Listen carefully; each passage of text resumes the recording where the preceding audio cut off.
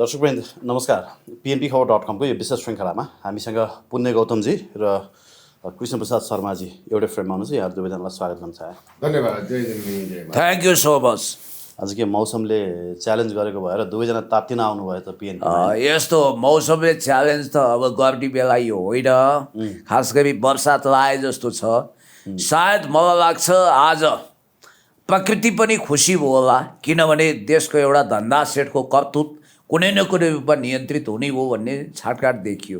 सायद त्यही खुसीमा आकाश बर्स्यो होला। तपाईँहरूले अरुण चौधरीलाई धन्दा सेठ भन्न मिल्छ र भने? किन नभन्ने? तर्कहरू छ, कारण छ। पहिलो कुरो, अरुण चौधरी स्वयं अरुण चौधरी हो कि विनोद चौधरीको जारी रूप हो भन्ने कुरो महत्त्वपूर्ण हो। किनभने यो बाँसबारीवाला जग्गाको प्रकरणमा सिआइबीले जुन ढङ्गले अपरेसन गरिरहेको थियो, सेन्ट्रल इन्भेस्टिगेसन ब्युरो अफ पुलिसले, त्यसमा वास्तवमा अन्तर्राष्ट्रिय शक्ति केन्द्रको तर्फबाट पनि दबाब आएको रहेछ।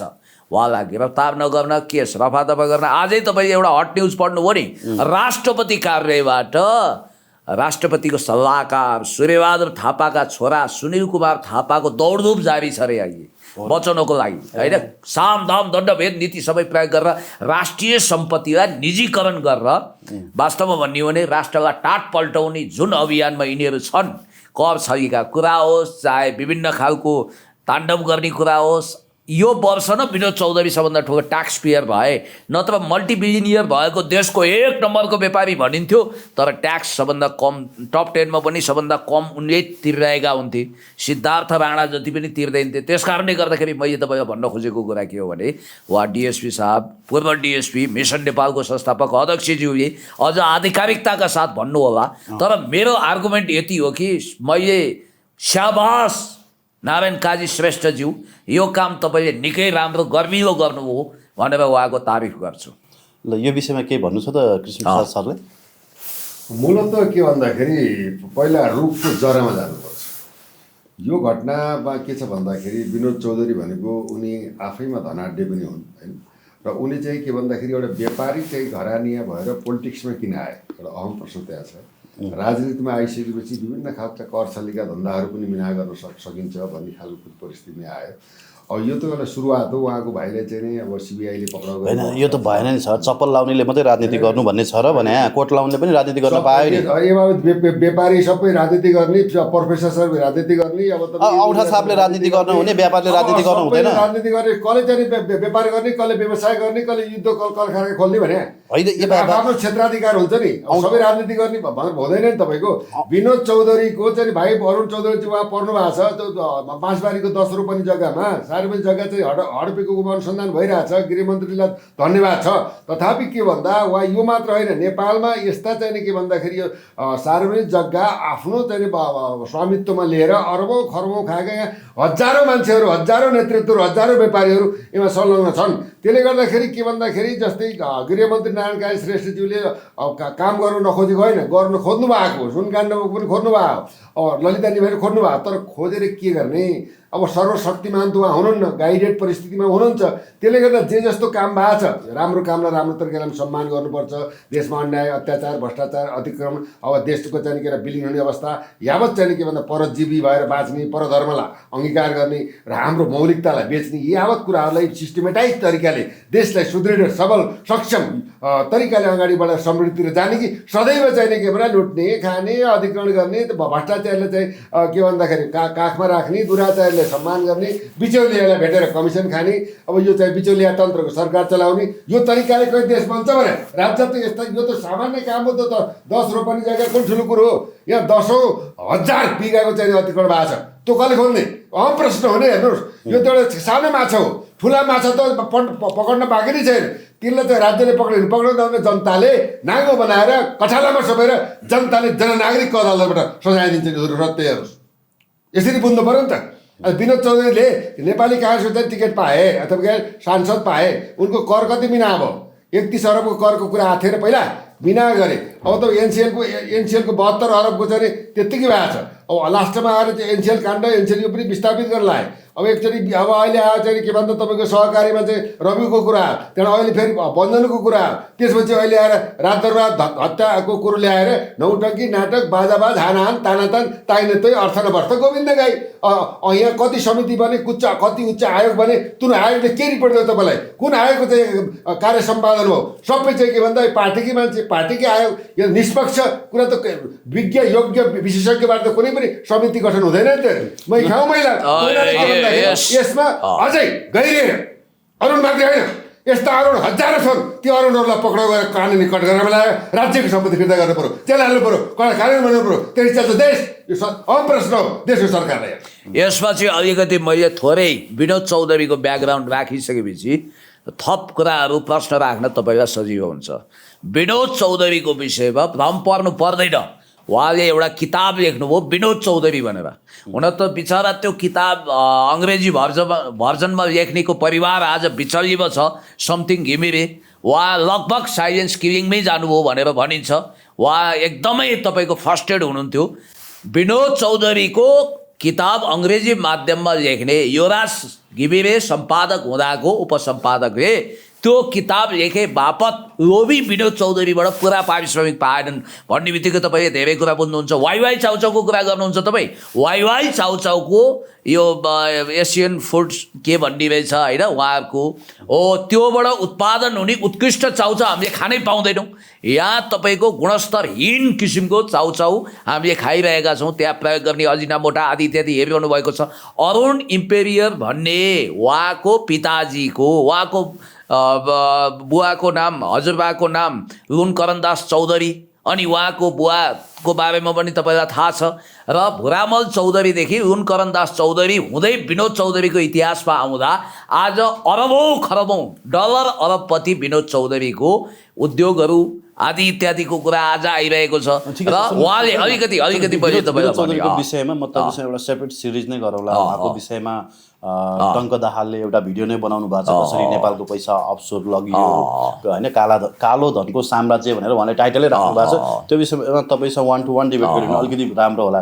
आज चाहिँ विशेषतः नि अब अरुण चौधरीको कुरा भन्दा पनि कुरा चाहिँ दरबार हत्याकाण्डकै कुरा गर्नको लागि मैले पूर्व डिएसपी साहबलाई पनि बोलाएको, अब पुण्यजीलाई पनि बोलाएको होइन। डिएसपी साहब त अनि त्यहाँ अन द स्पटै पुग्नु भएको थियो नि त होइन?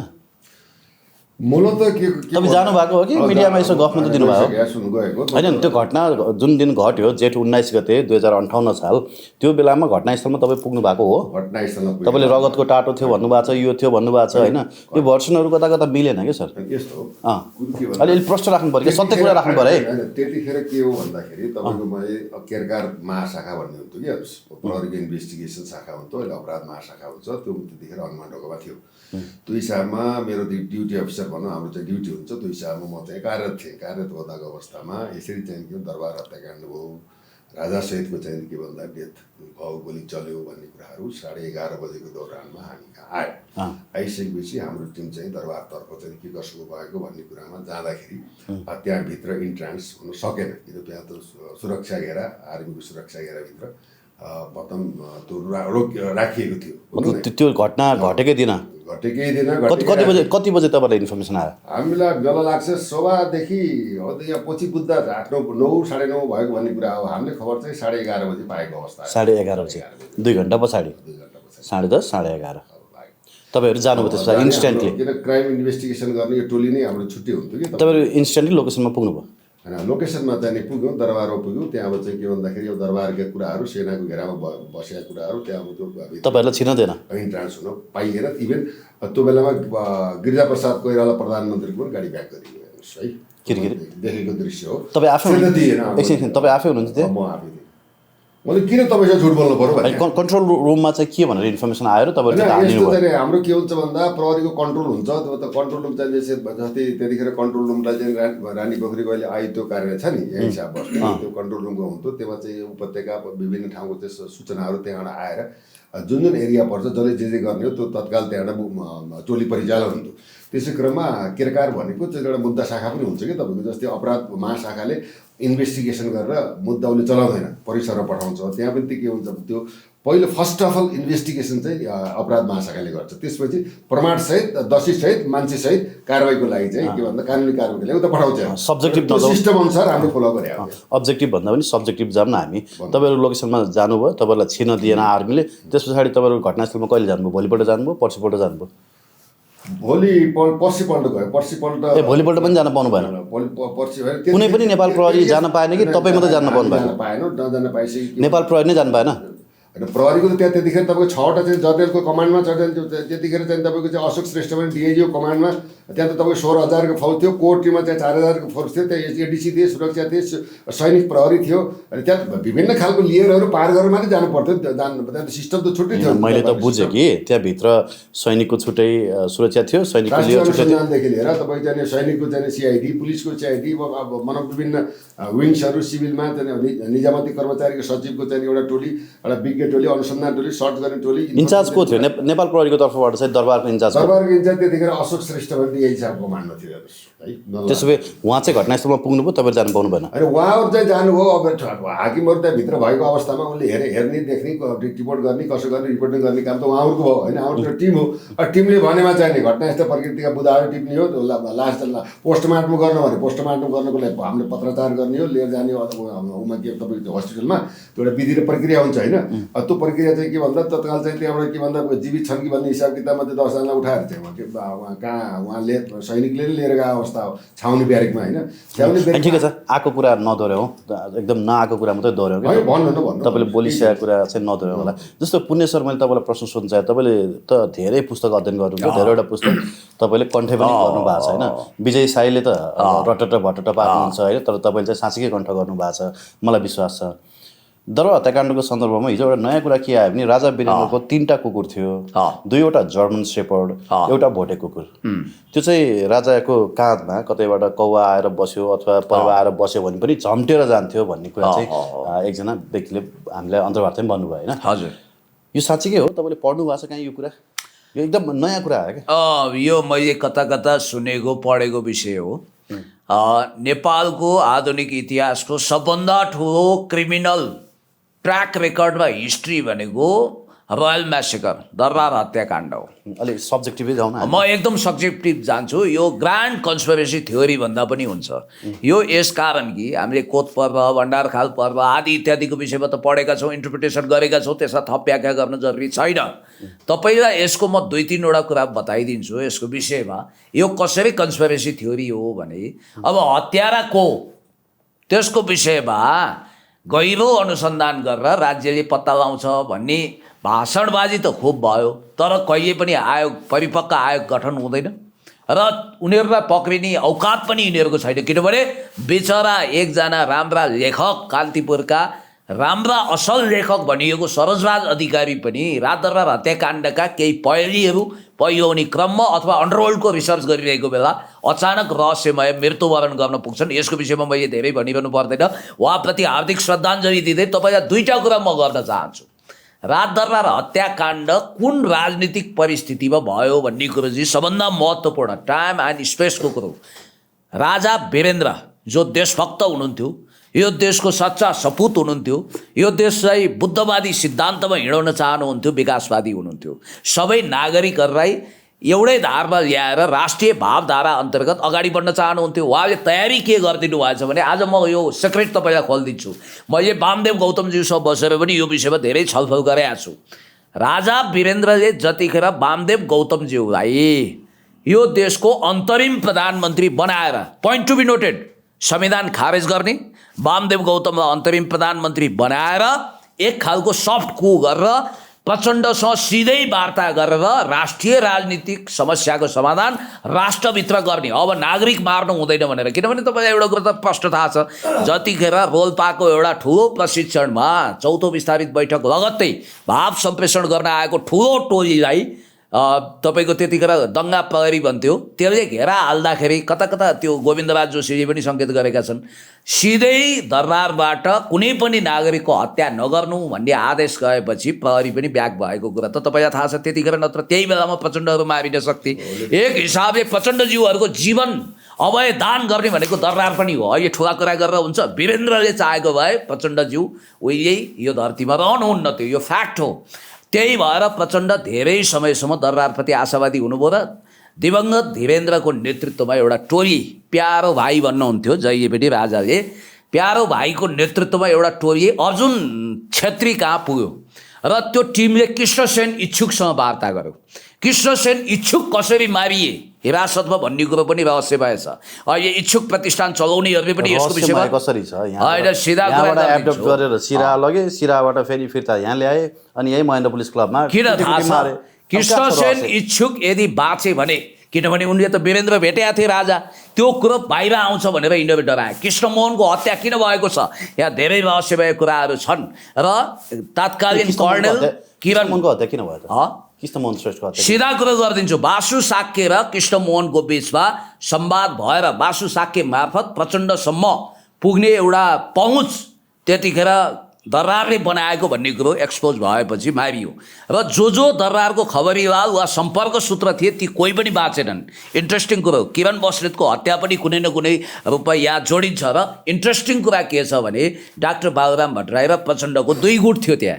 बाबुराम भट्टराई चाहन्थे भारतसँगै 12 बुँदे टाइपको सम्झौता गरेर जाउँ, गणतन्त्र तत्काल ल्याउँ र कमरेड प्रचण्ड जो अहिलेको प्रधानमन्त्री हुनुहुन्छ होइन दरबारसँग कार्यगत एकता गरेर प्रधानमन्त्री खाएर द्वन्द्वमा सेटलमेन्ट गर्न चाहन्थे। हो, त्यहाँ पावर कन्फ्लिक्ट भयो र पछि के भयो भने यो कुरो सुइको पाइसकेपछि नेपालमा नियन्त्रित अस्थिरता गरेर द्वन्द्व फैलाएर द्वन्द्वको खेतीपाती गर्न चाहने इन्डो वेस्टले योजनाबद्ध तरिकाले नक्कली दिपेन्द्र महिनौँ लगाएर तयार गर्यो। यो कुनै काल्पनिक उपन्यास होइन, मुकुण्डो जस्ताको तस्तै तयार भयो र दिपेन्द्र जस्तै हत्यारा, ट्रेन हत्यारा, यो फेरि देशको राष्ट्रिय शक्ति केन्द्रले गरेको होइन, अन्तर्राष्ट्रिय शक्ति केन्द्रको नेपालमा कोही मोहराची थियो होला, तिनीहरूले वीरेन्द्रको वंश विनाशै गर्दै पछि हुँदा हुँदा धीरेन्द्रको बचेको एकजना श्रीमतीलाई पनि लगेर हेलिकप्टरमा हत्या गराए। त्यस कारणले गर्दाखेरि यो बहुत रहस्यमय घटनाको पछाडि यो देशमा तत्काल राजतन्त्र सम्पूर्ण रूपमा समाप्त गर्ने, त्यसपछि नेपालमा भारत र पश्चिमाले चाहेको प्रणाली ल्याउने र माओवादीमा आफ्नो नाकको नत्थी वा भालुवा जसरी लगाइन्छ त्यसै गरी नाकमा नत्थी लगाएर 12 बुँदे सम्झौता गरेर नेपालमा भारत र पश्चिमाले चाहेको सिस्टम, जस्तो अहिले तपाईँले देखिरहनु भएको छ धर्मको सवालमा, राज्य संरचनाको सवालमा उनीहरूले जसरी माइक्रो एन्ड म्याक्रो म्यानेजमेन्ट गरेका छन्। एसटी मुनिको किताबै हेर्नुहोस्, अरूको हेर्नुहोस्, धेरै कुरा प्रश्न छ। त्यस कारणले गर्दाखेरि अहिले जुन ढङ्गले एउटा बकवास चलेको छ, पूर्व राजा भनौँ या राजा भनौँ, यो विषय अहिले उठाउने कुरा हो। हिम्मत छ भने उहाँहरू सिआइए र रसम्म पुग्न सक्नुहुन्छ कि हुन्न अनुसन्धान गर्नको निम्ति। Victory has thousands father but defeat is always orphan. विजयका 1000 पिता हुन्छन्, पराजय सधैँ एको हुन्छ भन्ने तत्कालीन लेजेन्डरी अमेरिकी राष्ट्रपति जोन एफ केनेडीको हत्याराको मतियारको अमेरिकाले अहिलेसम्म त्यसको प्रतिवेदन निकाल्न सकेको छैन। अब्राहम लिङ्कनको हत्याको विषय रहस्यमय छ। नेपालको राजदरबार हत्याकाण्ड मात्रै होइन, जननेता कमरेड मदन भण्डारीको हत्यारा पनि कोन, मतियार कोन, सरदार कोन भन्ने विषयमा पनि छानबिन भएर सत्य तथ्य बाहिर नआएको स्थितिमा रटट भटटवाला कहानी सृजना गरेर ककल्ला सुनपानी छर्केर जोगाइयो। अहिले आएर ठुला कुरा गर्ने, हिजो चाहिँ राजा ज्ञानेन्द्रमाथि प्रश्न चिन्ह किन उठाउन सकिएन? उहाँकै मातहत गएर शपथ खाएर महाराज धिराज सरकार पाउ पर्यौँ भन्नेहरूले अहिले ठुला कुरा गर्न मिल्छ? कमरेड प्रचण्ड, यदि तपाईँमा हिम्मत र दम छ भने अधिकार सम्पन्न आयोग गठन गर्नुहोस्, दुधको दुध पानीको पानी छुट्याउनुहोस्, ल राजदरबार हत्याकाण्डको फाइल खोल्नुहोस् त, गफ गरेर हुन्छ। यदि सक्नुहुन्छ भने गर्नुहोस्। तपाईँले सङ्केत गरेको कुरा के हो? राजनीतिक हिसाबले, एक हिसाबले भन्नुपर्दा साँच्चै भन्ने हो भने राजा नागरिकको रूपमा सम्मानित ढङ्गले हिँड्नु भएको छ। उहाँलाई आफ्नो अभिव्यक्ति राख्न, गुनासो राख्न कसैले पनि रोक्न सक्दैन। त्यसकारण फेरि पनि नेपालमा द्वन्द्वको घाउ बल्झाउने, अल्झाउने, द्वन्द्व सृजना गर्ने, झगडा लगाउने र डोमेस्टिक वारमा नेपाललाई धार्मिक, जातीय, राजनीतिक, सांस्कृतिक द्वन्द्वको भाषमा भिसाएर the clash of civilisation and remaking of old order Samuel P हन्टिङटनको सूत्र अनुसार देशलाई गण्ड बनाउनको निम्ति यो तानाबाना बुन्न खबरदार पाइँदैन। र तपाईँको समाजवादी कुरा सुन्यो होइन सर, तपाईँको यथार्थ कुरा चाहिँ सुनौ नि त। त्यो मैले सोधेको सब्जेक्टिभ क्वेसन थियो, उहाँले अब्जेक्टिभ एन्सर दिनुभयो। त्यो 3वटा कुकुर थियो अरे होइन, त्यो 3वटा कुकुर चाहिँ कहाँ गए, कसले मार्यो, सबभन्दा पहिला कुकुरै मरेको थियो भन्छन् होइन, त्यो विषयमा तपाईँले के अध्ययन गर्नुभयो सर? तपाईँ अब लोकेसनमै पुगेको छ। अध्ययन भन्दा पनि कुकुर चाहिँ मरेको भन्ने कुरा आएको त्यो प्रतिवेदनमा छ। सायद हुनसक्छ मेरो विचारमा। किन भन्दाखेरि यो त पोलिटिकल प्रतिवेदन हो, त्यहाँ त इन्भेस्टिगेसन चाहिँ ब्युरोहरू, विज्ञहरू, विशेषज्ञहरू, इन्भेस्टिगेटरहरू त्यहाँ त छैन। सेना र प्रहरी मिलेर चाहिँ अनुसन्धान गर्नुभन्दा पनि तत्कालीन चाहिँ प्रधान न्यायाधीश केशव प्रसाद उपाध्याय र काङ्ग्रेसका चाहिँ नेता तत्कालीन सभामुख तारानाथ राणाभाट र चाहिँ माधव गुहा नेपाल थिए। माधव गुहा नेपाललाई पार्टीले विड्रो गर्यो होइन। त्यसपछि चाहिँ त्यो अनुसन्धानको क्रममा मान्छेले बुझ्ने जान्ने कुराहरू भइसकेपछि चाहिँ दिपेन्द्रबाट नै यो भएको भनेर चाहिँ के भन्दा पटटट गरियो। पटटट गरेर चाहिँ त्यो इन्डिङ भएको कुरा हेर्नुहोस्। तर अहिले आएको अवस्था के छ भन्दाखेरि ठिक छ, राजाको बोली के त, बोलीमा त के भन्दा हामीलाई चाहिँ विगतमा त्यस्तो चाहिँ अपूर्णीय क्षति भएको अवस्थामा हामीमाथि चाहिँ के भन्दा राजनीतिकरण गरियो, अफवाह गरियो, प्रहार गरियो, बदनाम गरियो, हामीसँग संलग्नता कुराहरू आए, यो कुरा होइन भनेर जनतालाई स्पष्टीकरण दिएर अभिनन्दन गर्दै गएको राजाले त कसैलाई इन्डिकेट गरेर प्रचण्ड केपीजी कसैलाई त इन्डिकेट गरेको अवस्था थिएन। त्यो चाहिँ शब्दले यस्तो चाहिँ के भन्दा यो भनौँ यो डाइभर्सनको लागि यहाँ गर्छ। फाइल त उहाँले पहिला पनि त भन्नुभयो, प्रचण्डले फाइल खोज्नु त पहिला पनि भन्नुभयो। अब फाइल खोल्नु पर्यो, पहिला भनेछ र पहिला पनि भन्नुभएको छ फाइल खोल्छु भन्नुभएको छ। मलाई थाहा छ कति सालमा उहाँ पहिलोपटक प्रधानमन्त्री हुँदाखेरि बोल्नु भएको छ, उहाँ बोल्नुभयो, काम त गर्नु भएन। मैले बुझेको त्यही हो। जनादेशमा छापिया छ यो सम्बन्धी जनादेश हाम्रो भने परिणाममुखी हुनु पर्यो होइन। आज 22 वर्षपछि आएर होइन यो के भन्दाखेरि अब यो जातीय द्वन्द्वका कुरा, धार्मिक द्वन्द्वका कुरा सिर्जना गरेर काण्डैमाथि काण्डको चाहिँ काण्ड बचाउनु त चाहिँ जहाँसम्म राम्रो होइन। तर के तपाईँ सुन्नु, कन्क्लुजनमा नजाउँ न, कुरै सकिया छैन अहिले। कन्क्लुजनमा तपाईँ जानुभयो सक्यो नि त कुरा, समय हामीसँग अझै बाँकी छ क्या। पुण्यजी तपाईँले भन्नुभयो यसमा देशी विदेशी षड्यन्त्रहरू छन् होइन। अब तपाईँको इन्डो पश्चिमाहरूको हात छ भन्नुभयो। अनि त्यो प्रतिवेदनमा पारस शाहले त्यसो भए किन झुटो बोले त? के झुटो बोल्नु भएको छ? तपाईँहरूले चाहिँ यो हत्याकाण्ड दिपेन्द्रले गराएको होइन भन्नुहुन्छ भने पारसले दिएको बयान त मिलेन नि त कुरा। के भन्नुभएको छ उहाँले? मैले त दिपेन्द्रले यसरी दादा आइस्यो, रटटट पारिस्यो, M16 बोकेर ल्याइस्यो होइन, MP5 छ, ग्लक छ होइन, त्यसैले हानी बक्स्यो भनेको छ।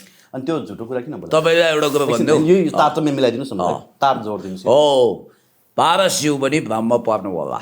पहिलो कुरो कसरी सुन्नुहोस्, म तपाईँलाई भन्दैछु, कालो पदार्थ, नाम खोलेको नखोलेको कालो पदार्थ आदि इत्यादि दरबारभित्र अब त्यो अलिअलि चल्थ्यो हुने रहेछ। अब कालो पदार्थ त खाएकै थिएन भनेर डाक्टर होइन, सुन्नु न मेरो कुरो, ककलले खायो होला नि ककलले खाएनन् डजन्ट म्याटर। मैले भन्न खोजेको के भने पहिलो भेट दिपेन्द्रसँगै भएको हुनसक्छ, दिपेन्द्रसँग भेट भयो। तर आजको साइन्स एन्ड टेक्नोलोजीको जमानामा तपाईँ जस्तो मान्छे दुरुस्तै तयार गर्न सकिन्छ। तपाईँकै जस्तो भोइस भएको, तपाईँकै जस्तो हाउभाउ कटाक्ष भएको र तपाईँले जस्तो एटिच्युड देखाउने र प्लास्टिक सर्जरी गर्यो भने सेम टु सेम युवराज खत्रीजीदेखि नै वा पुण्य गौतम केपी शर्मादेखि नै मान्छे हुन्छन्। र दोस्रोचोटि जुन हत्याकाण्डको लागि मैले निरशाहज्यूसँग एकचोटि बात पारेको थिएँ। उहाँको प्राणप्रिय दाजु श्री खड्गविक्रम शाहज्यू जो राजाको ज्वाइँ हुनुहुन्थ्यो, महेन्द्रको ज्वाइँ, र उहाँको जुन हत्याकाण्ड भयो र उहाँ पनि त्यसमा पर्नुभयो, उहाँको मिसेस पनि पर्नुभयो, उहाँको पनि वंशविनाश भयो। त्यही तोडको कारण उहाँहरूको परम पूज्य माताज्यूको पनि देहान्त हो र निरशाह त्यो घटना सम्झिँदा अहिले पनि रुनुहुन्छ। उहाँको भनाइ के थियो भने यो वास्तवमा एउटा कुरो चाहिँ इतिहासले दिपेन्द्रप्रति अन्याय गरेको छ, यो कुरा फ्याक्ट हो। मेरो अन्तर्मनले पनि त्यही भन्छ, दिपेन्द्र पनि मारिनु परेको अवस्था हो नक्कली दिपेन्द्रबाट। मुखुन्डोवाला दिपेन्द्र डेफिनेटली थियो, तर असली दिपेन्द्रले त्यसरी गोली चलाएर सबैलाई भुटेको भन्ने कुरा भयो। अब मलाई सबै कुरा, म अन्तर्यामी होइन, भगवान् होइन, मैले फेरि 100% मसँग प्रुफ पनि छैन। तर तथ्यहरूले के देखाउँछ भने त्यहाँ एक होइन अनगिन्ती दिपेन्द्रहरू थिए, ती नक्कली थिए। एकछिन, हामीसँग भएको अहिलेको प्रमाणित तथ्य भनेको त्यति बेलाको छानबिन समितिले जे प्रतिवेदन दियो त्यो प्रतिवेदन नै हाम्रो लागि आधिकारिक तथ्य हो नि त। यो मान्नुपर्छ नि डिएसपी साहब। होइन त्यसो यो डिएसपी साहबले बोल्नु अगाडि म तपाईँलाई एउटा तथ्य भन्छु, सुन्नुहोस्। दरबारमा काम गर्ने, त्यसो भए तथ्यमै जाने हो, दरबारमा काम गर्ने 60 जना मान्छे अहिलेसम्म बेपत्ता छन्। तिनको विवरण हामीलाई प्राप्त हुँदैन। एकजना मगर थरको मान्छे तपाईँलाई भन्दैछु म, आजीवन कारावासमा गएका थिए, पछि कता कता छुटेर नेपाल बस्नै नसक्ने हुनाले अहिले विदेश भासिएका छन्। नयाँ पत्रिकामा उनको कन्फेसन्स नै आएको थियो, कसरी उनलाई हिप्नोटाइज गरियो, कसरी के गरियो आदि इत्यादि। किनभने उनले दरबारमा दिपेन्द्रले हत्या गरेकै होइन भनेपछि अरू हो र गिरिजाप्रसाद कोइरालाको सरकार यो सुन्न चाहँदैन थियो। त्यो सेटिङ के थियो? वास्तवमा भन्ने हो भने यिनीहरूले धेरै नाटक नगरे हुन्छ। सबभन्दा पहिला राजा ज्ञानेन्द्रलाई स्वस्ति गर्नको निम्ति दाम चढाउन जाने यिनीहरू नि, न्युरिमिन्टी नगर्ने यिनीहरू, निवेदन हाल्ने यिनीहरू। एउटा कुरो म भन्छु, प्रचण्डज्यूमा पनि यो नैतिक अधिकार छैन, गणतन्त्रको माला जप्ने नैतिक अधिकार छैन। नेपालमा गणतन्त्र ल्याउने कुरामा झोक उठेर पछि लागेको एकरो लगेर मुन्ना भाइ गिरिजा प्रसाद कोइराला हो। गिरिजा प्रसाद कोइरालाको कारण नेपालमा प्रचण्डले त एउटा स्पेस बनाइदिए, ल्याउने भनेको गिरिजा प्रसाद कोइराला हो। र त्यसमा नेकपा एमालेको तात्कालीन नेतृत्व माधव कुमार नेपाल लगायतको ठुलो नेतृत्व जो इन्डो वेस्टसँग अनन्य सम्बन्ध छ, उनीहरू पनि गिरिजाको एजेन्डामा लताबिया हुन्। केपी ओली छ होइन? होइन, केपी शर्मा ओलीज्यू भनेको त त्यतिखेर प्रमुख भूमिकामा हुनुहुन्न थियो। फेरि अहिले उहाँले अलिकति के भने झोक प्रकट गर्नुभएको छ। त्यसको कारण चाहिँ के भने उहाँलाई काउकुती लगाइरहेका हुन्छन् यो दरबारभन्दा चर्को दरबारियाले। त्यसकारण मलाई जहाँसम्म लाग्छ अहिले जति कुरा गरे पनि यो द्वन्द्वमा फेरि जानु भनेको नयाँ पल कागमै कहिले आउँछ देशको रूपान्तरण गर्नु, द्वन्द्वको खेतीपाती नै हो यो, विदेशी डिजाइन। किन यति धेरै हामी हतार छौँ? सुन्नु न डिएसपी साहब, त्यो 60 जना हराएको भनेको कुरा के हो? तपाईँहरू त अब घटनास्थलमा पुगेको कि नपुगेको यो एक्चुअल भन्नु न, यो नै कुरा क्लियर भएन कि?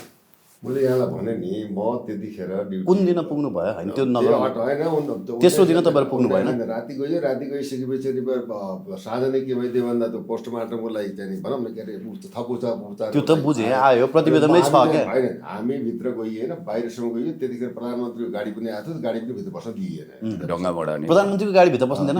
ढुङ्गामुढा नि भयो त्यसमा कुरा के ढुङ्गामुढा भएको भयो त यार। ढुङ्गामुढा भयो। त्यो रात ढुङ्गामुढा कसले गर्यो त? त्यो कतिखेर भयो ढुङ्गामुढा? कतिखेर भयो भने जब चाहिँ राजा ज्ञानेन्द्रले सिग्नेचर लगाएर बसन्तपुरबाट जाने क्रममा तपाईँको चाहिँ के भन्दाखेरि गिरिजा प्रसाद कोइरालाको प्रधानमन्त्रीको गाडी थियो। गाडीले चाहिँ ढुङ्गा हानेर डाँडाङ र ढुङ्ग पाएर त्यहाँदेखि त्यो ड्राइभरले भगाएर सुरक्षाको न्युमा लुकेर चाहिँ बचाएको अवस्था होइन। तपाईँले त्यो र एउटा पशुपतिमा सद्गत गरिसकेपछि गर्दाखेरिको होला त। जस्तो मैले भनेको जुन दिन जेठ 19 गते घटना भयो त्यो दिन तपाईँहरू 11:30 बजे नयाँ दरबार पुग्नुभयो। त्यति बेला गिरिजाको गाडी आयो, भित्र छिर्न दिएन, पठाइयो भन्नुभयो। त्यहाँ त ढुङ्गामुढा भएन होला नि? त्यहाँ कोही थिएर मान्छे? त्यहाँ कसले बस्न दिएको?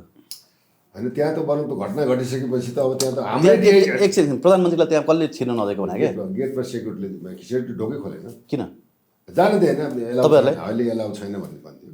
ए अलाउ छैन? त्यो हिसाब सत्य कुरा हो। गिरिजा गाडी फर्कियो कि? ए सर, यसमा एउटा मिस्टेरियस कुरा छ। नयाँ सडक पत्रिकाको म स्तम्भकार थिएँ। माओवादी जनयुद्धमा हुँदै म स्तम्भ व्यक्ति किशोर नेपाल त्यसको सम्पादक हुनुहुन्छ। अहिले पनि गर्वका साथ भन्नुहुन्छ, रात दरबार हत्याकाण्ड हुनुभन्दा 1 हप्ता अगाडि ठ्याक्कै संयोग कस्तो पर्यो भने मेरो आर्टिकल निस्किने र किशोर नेपालको त्यो दिन बाइलाइन न्युज हेडलाइन न्युज आएको छ। के थाहा छ? दरबारमा गम्भीर किसिमको हिंसा हुन सक्ने टाइपको दिपेन्द्र दारी पालेको दिपेन्द्रले AK-47 उचालेको फोटोसहित दिपेन्द्रबाटै हिंसा हुन सक्ने भन्ने उहाँले भविष्यवाणी गर्नुभएको छ। त्यो संयोग थियो कि किनभने किशोर नेपालको व्यक्तित्व कृतित्व अनुसार त उनी राष्ट्रिय अन्तर्राष्ट्रिय शक्ति केन्द्रसँग नाभि गाडिएको मान्छे भनेर मान्छेले चिनिरहेका हुन्छन्। त्यसकारण मैले एकचोटि भने पनि उहाँलाई, नेपालज्यू यो के हो भने हाँस्नु मात्रै भयो उहाँ भन्नाले यो कुरालाई। अनि 2 जना तपाईँलाई प्रष्ट रूपमा भनिदिउँ, जो मान्छे नेपाली काङ्ग्रेससँग गहिरो सम्बन्ध भएका 2 जना कथित ज्योतिषी भन्छु म तिनीहरूलाई। अहिले उनीहरूको केही पनि भविष्यवाणी मिल्दैन, यो कुरा फ्याक्ट रहेछ। 2टा अखबारमा, काङ्ग्रेस निकट अखबारमा दरबारभित्र वीरेन्द्रको परिवार असुरक्षित भयो र ज्योतिषशास्त्रीय योग अनुसार वीरेन्द्रको अब यस्तो हुनसक्छ भनेर उनीहरूले पहिल्यै फरकास्ट कसरी गरे भन्नाले एउटा प्रि अकुपाइड माइन्ड जस्तो सुरुमै दरबारमा केही हुनसक्छ भन्ने टाइपको अशुभ सङ्केतहरू कता कताबाट सम्प्रेषित गरिएको रहेछ। र यो के अरे सिँगारी बाख्रो हराउने र जङ्गलमा चितुवा कराउने जस्तो संयोग हो कि वास्तवमै सुनियोजित षड्यन्त्र हो भन्ने कुरो चाहिँ रहस्यमय छ। यो ज्यानमारा विषय हो, यस विषयमा धेरै प्रवेश गर्दा तपाईँ हाम्रै जीव ज्यान धराप पर्दछ। अलिअलि बुझ्न त दिनुहोस् न सर, थोरै बुझ्नु। तपाईँ अनि घटनास्थलमा त छिर्नु भएन भित्र, पछि तेस्रो दिन पनि जानु पाउनु भएन नि त? जानु भएन है, भित्र छिर्नु तपाईँहरू पाउनु भएन किनभने त्यहाँको फोटोग्राफहरू त्यो लास कुन अवस्थामा थियो होइन, रगतहरू कहाँ कहाँ थिए भन्ने कुराहरू त हामीले फोटोग्राफ्सहरू त बाहिर आयो त आएन नि, त्यो प्रतिवेदनमा पनि छ त छैन नि? होइन त्यो प्रतिवेदन आएन। त्यो घटनामा चाहिँ नेपाल त्यहाँ हाम्रो पनि त इन्फर्मेसन टिम हुन्छ नि त, त्यसमा चाहिँ के भन्दा र यतातता रगत हुन्छ, गोलीका डामहरू छन्। पछि प्रहरीलाई जान्थ्यो कि जस्तो भित्र दरबारभित्र भएको प्रहरी तत्कालै घटनास्थलमा गयो कि गएन? दरबारमा भएको त गयो, प्रहरी मात्र नभएर सेनादेखि लिएर राष्ट्रिय अनुसन्धान भित्र जो छ नि तपाईँको दरबारभित्र त्यो तिनीहरू गए होइन। त्यो गइसकेपछि यस्तो यस्तो घटना देखिया चाहिँ हामीले बुझ्दैछौँ भनेपछि त त्यहाँ अब डिआई लेभलको मान्छेहरू होइन, अब चाहिँ जर्नलहरू होइन ले त्यहाँ अनुसन्धान गर्ने कुरा आयो। त हाम्रो त्यहाँ कुनै कुरो भएन, पोस्टमार्टम गर्नुपर्छ कि पर्दैन भन्ने कुरा आयो, त्यो कुरो नपर्ने कुराहरू आयो होइन। यो चाहिँ कुनै संविधानमा राष्ट्र संस्थाभित्र यस्तो भइदियो भने त्यो व्याख्या विश्लेषण छैन। त्यो जङ्गी कानुन प्रभावित हुन्छ अथवा चाहिँ नि सिभिल ल प्रभावित हुन्छ, घटनास्थल प्रकृति, लासनाथ प्रकृति, पोस्टमार्टम यावत कुराहरूले चाहिँ जस्टिफिकेसन अनुसन्धानमा जाने कि नजाने भन्ने पनि सबै अनोल भयो। यो त फर्स्ट अफ अल नेपाल विश्वकै एउटा चाहिँ घटना घट्यो। त्यो त गर्नै नदिएको भन्ने नै कुरा आएको छ। गर्नै नदिएको भए जस्तै के भइदियो भने अब हामीले त जे देख्यो त्यही जान्दैन, गर्न मिल्दैन भनेपछि मिल्दैन सिद्धिको। ए सर, यसमा मेरो एउटा आर्गुमेन्ट छ।